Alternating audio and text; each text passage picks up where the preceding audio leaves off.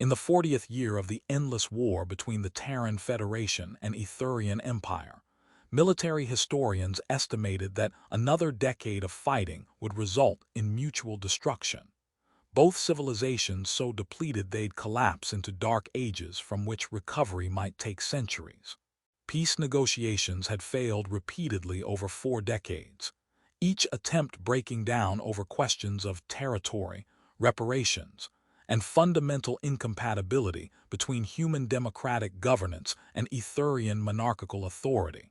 Among the Terran forces was Lieutenant Marcus Drake, an infantry officer who had spent his entire adult life at war. Enlisted at 18, now 32 with no memory of peacetime and no real hope he'd live to see it. Among Aetherian leadership was Empress Seraphina Starborn, who ascended to the throne 12 years ago when her mother was killed during a Terran bombing campaign. She inherited a war she didn't start, an empire bleeding itself dry, and crushing knowledge that her people's survival depended on finding a way to end the conflict before it consumed everything. The crisis came when Aetherian intelligence intercepted Terran communications, revealing the Federation was preparing a massive offensive intended to break the Sigma sector line and drive deep into Aetherian territory. Empress Seraphina, analyzing the intercepted plans, recognized that the Terran offensive would likely succeed, not because Terran forces were superior, but because Aetherian defensive capacity was finally failing after 40 years of continuous strain. The Empire could probably blunt the offensive, inflict massive casualties, maybe hold critical positions, but doing so would require mobilizing every remaining reserve, conscripting populations already stretched past breaking point, and gambling everything on a military response that, even if successful, left nothing for the inevitable next campaign.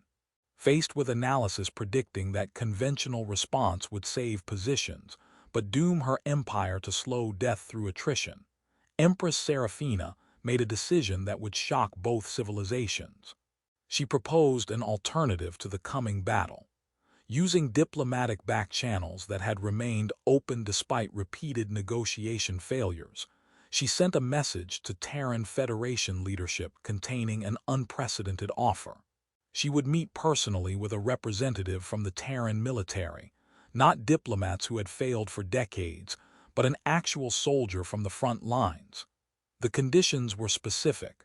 The Terran representative must be an officer currently serving in the Sigma sector, must have authority to speak for Federation military interests, and must be willing to consider solutions that diplomatic protocols would never allow.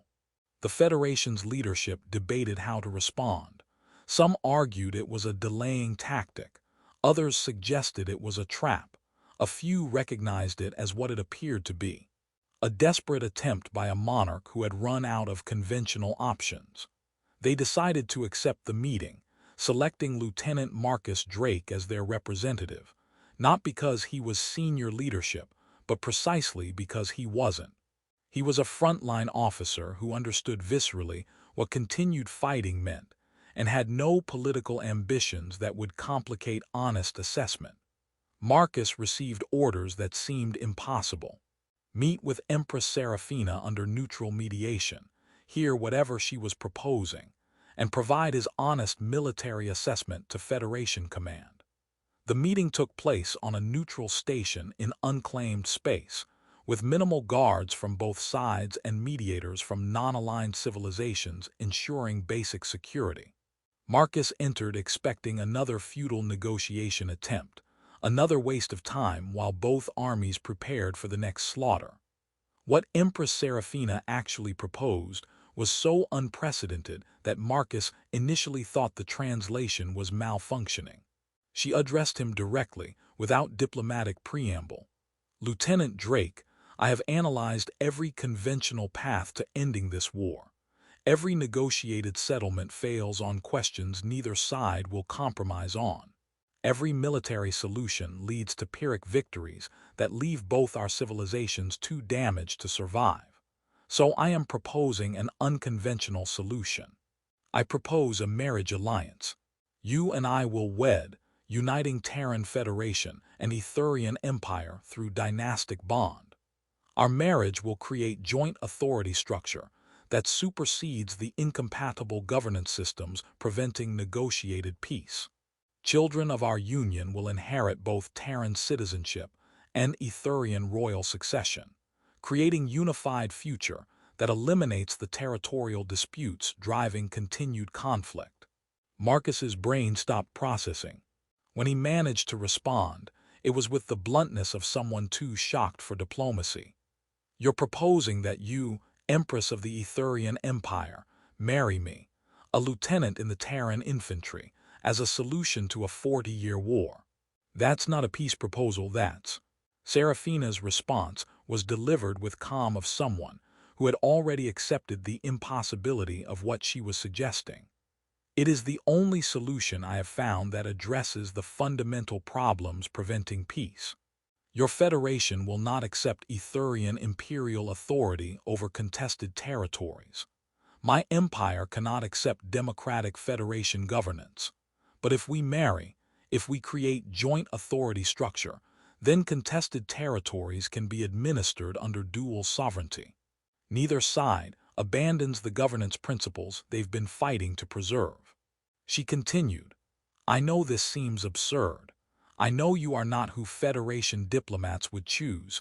You have no political authority, no aristocratic lineage, no diplomatic credentials. But that is precisely why I proposed you specifically. If I choose a frontline soldier rather than a political figure, it demonstrates this alliance is about ending the war rather than advancing factional interests. You have spent 14 years fighting my people. If you can accept marriage alliance with me despite that history, it proves genuine reconciliation is possible. Marcus asked the question that seemed most relevant. What happens if I say no? Seraphina's answer was brutally honest. Then I return to my empire and prepare conventional military response to your federation's coming offensive. We will fight the battle both our forces are preparing for. Millions will die. Both civilizations will be further devastated, and in another year or two we will be in the same position. This proposal is unconventional and arguably insane, but conventional options are demonstrably failing. So I ask you directly, Lieutenant Drake, marry me or the galaxy burns.